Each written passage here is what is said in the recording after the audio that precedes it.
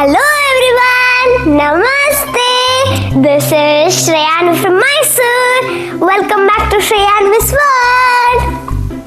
ಜಾಮೂನು ಯಾರಿಗೆ ತಾನೇ ಇಷ್ಟ ಇರಲ್ಲ? ಆಲ್ಮೋಸ್ಟ್ ಎಲ್ಲರಿಗೂ ಜಾಮೂನ್ ಇಷ್ಟ ಇರುತ್ತೆ. ನಮಗೆ ಯಾವ ಫೇವ್ರೆಟ್ ಇರುತ್ತೋ ಅದನ್ನ ನಾವೇ ಪ್ರಿಪೇರ್ ಮಾಡೋದನ್ನ ಕಲಿಬೇಕು. ಅಟ್ಲೀಸ್ಟ್ ನಮ್ಮ ಫೇವ್ರೆಟ್ನ ನಾವು ಪ್ರಿಪೇರ್ ಮಾಡೋಕ್ಕೆ ಕಲ್ತಿಲ್ಲ ಅಂದ್ರೂ ಹೇಗೆ ಪ್ರಿಪೇರ್ ಮಾಡ್ತಾರೆ ಅಂತ ತಿಳ್ಕೊಂಡಿರ್ಬೇಕು. So come on. ಆಕ್ಚುಲಿ ಯಾವುದೇ ಪ್ಯಾಕೆಟ್ನ ಓಪನ್ ಮಾಡಬೇಕಾದ್ರೂ ಫಸ್ಟ್ ಎಕ್ಸ್ಪೈರಿ ಡೇಟ್ ನೋಡಬೇಕು. It's very important. Add sugar and water. First sugar add ಮಾಡಿದೆ, ನೆಕ್ಸ್ಟ್ ವಾಟರ್ ಆಡ್ ಮಾಡ್ತಾ ಇದ್ದೀನಿ.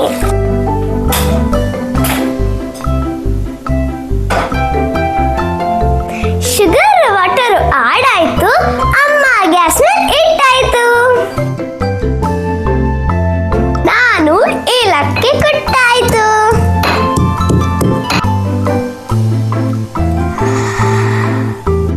ಏಲಕ್ಕಿ ಪೌಡ್ರು ಮಿಕ್ಸ್ ಆಯ್ತು.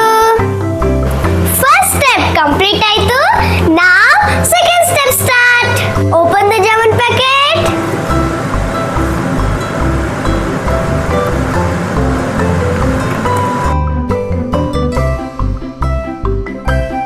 ಸ್ವಲ್ಪ ಮಿಲ್ಕ್ ಹಾಕೊಂಡು ಜಾಮೂನ್ ಪೌಡರ್ನ ಮಿಕ್ಸ್ ಮಾಡ್ಕೋಬೇಕು. ವಾಟರ್ ಅಲ್ಲಿ ಕೂಡ ಮಿಕ್ಸ್ ಮಾಡ್ಕೋಬಹುದು. ಅಮ್ಮ ಸ್ವಲ್ಪ ಮಾಡಿಕೊಟ್ರು, ಫೈನಲಿ ನಾನು ಮಾಡ್ತಾ ಇದ್ದೀನಿ.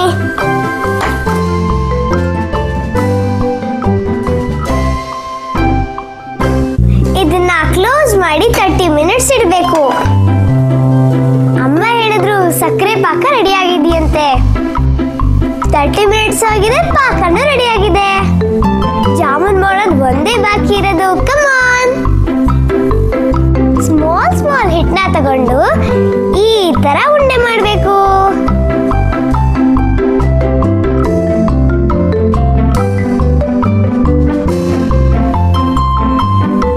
ನಾನು ಫಸ್ಟ್ ಟೈಮ್ ಮಾಡ್ತಿರೋದು ಇದನ್ನ.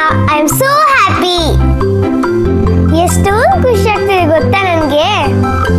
ನಮ್ಮಮ್ಮ ಮಾಡಿಟ್ಟಿರೋದನ್ನ ತಿನ್ನೋದ್ರಲ್ಲಿ ಮಜಾ ಇರುತ್ತೆ ಅನ್ಕೊಂಡಿದ್ದೆ. ಈಗ ಅನಿಸ್ತಿದೆ ಮಾಡೋದ್ರಲ್ಲೂ ಮಜಾ ಇರುತ್ತೆ ಅಂತ. ಇಷ್ಟಪಟ್ಟು ಯಾವುದೇ ಕೆಲಸ ಮಾಡಿದ್ರು ಅದು ಕಷ್ಟನೇ ಆಗಲ್ಲ. ಇದನ್ನ ಎಣ್ಣೆಗೆ ಹಾಕಿ ಫ್ರೈ ಮಾಡಬೇಕು. ಇದನ್ನ ನಾನು ಮಾಡಲ್ಲ, ನನ್ನ ಬದಲಿಗೆ ಅಮ್ಮ ಮಾಡ್ತಾರೆ. ಯಾಕಂದ್ರೆ ನನ್ನ ಚಿಕ್ಕವಳು. ಬಿಸಿ ಎಣ್ಣೆ ಹತ್ರ, ಗ್ಯಾಸ್ ಹತ್ರ ನಾವು ಹೋಗ್ಬಾರ್ದು, ಅಮ್ಮ ಹೇಳಿದ್ದಾರೆ.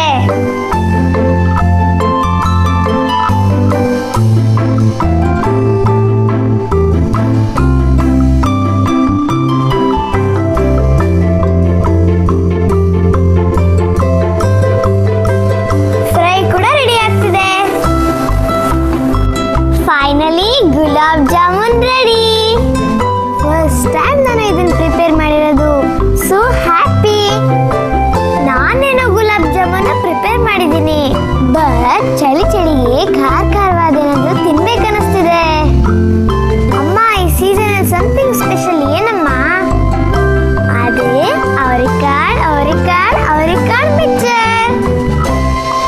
ಚಳಿಗಾಲದಲ್ಲಿ ಕ್ರಿಸ್ಪಿಯಾಗಿ ಬಾಯಿಗೆ ಖಾರವಾಗಿ ಏನಾದರೂ ತಿನ್ನಬೇಕು ಅನಿಸುತ್ತೆ. ಬೆಸ್ಟ್ ಸೊಲ್ಯೂಷನ್ ಅಂದರೆ ಅವರೆಕಾಳು ಮಿಕ್ಸ್ಚರ್. ಅವರೆಕಾಳು ಮಿಕ್ಸ್ಚರ್ ಮಾಡೋದು ಜಾಸ್ತಿ ಈಸಿನೇ, ಬಟ್ ಸ್ವಲ್ಪ ಕಷ್ಟ. ಅವರೆಕಾಯಿನ ತಂದು ಅದನ್ನು ಸುಲಿದು ಒಂದು 5 hours ನೆನೆಸಿ ಈ ಥರ ಚಿತ್ಕಿಸಿದ್ರೆ ಬೇಗ ಅವರೆಕಾಳು ಮಿಕ್ಸ್ಚರ್ ಮಾಡ್ಬೋದು. ಚಿತ್ಕಿಸಿರೋ ಈ ಅವರೆಕಾಳನ್ನ ಒಂದು ಕಾಟನ್ ಬಟ್ಟೆ ಮೇಲೆ ಹಾಕಬೇಕು.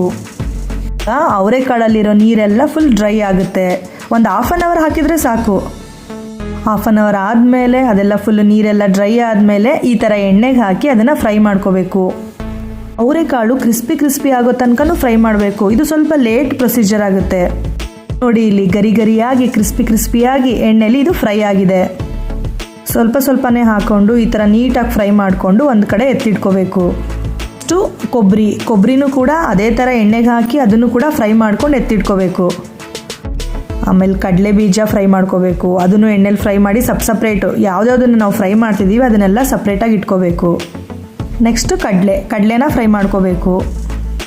ಅದೇ ಎಣ್ಣೆಲಿ ಸ್ವಲ್ಪ ಜಾಸ್ತಿ ಗಾರ್ಲಿಕ್ಕು, ಕರಿಬೇವು, ಚಿಲ್ಲಿ ಎಲ್ಲನೂ ಎಣ್ಣೆಗೆ ಹಾಕಿ ಸಪ್ರೇಟಾಗಿ ಇಟ್ಕೋಬೇಕು.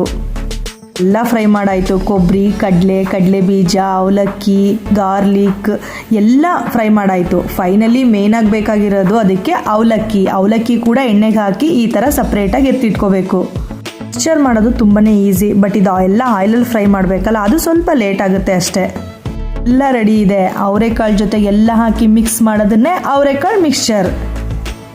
ಎಲ್ಲ ರೆಡಿ ಮಾಡಿಕೊಂಡು ಒಂದು ಕಡೆ ಕೂತ್ಕೊಂಡು ಎಲ್ಲ 1 by 1 ನೀಟಾಗಿ ಮಿಕ್ಸ್ ಮಾಡಿಕೊಂಡ್ರೆ ಅದೇ ಅವರೆಕಾಳು ಮಿಕ್ಸ್ಚರ್.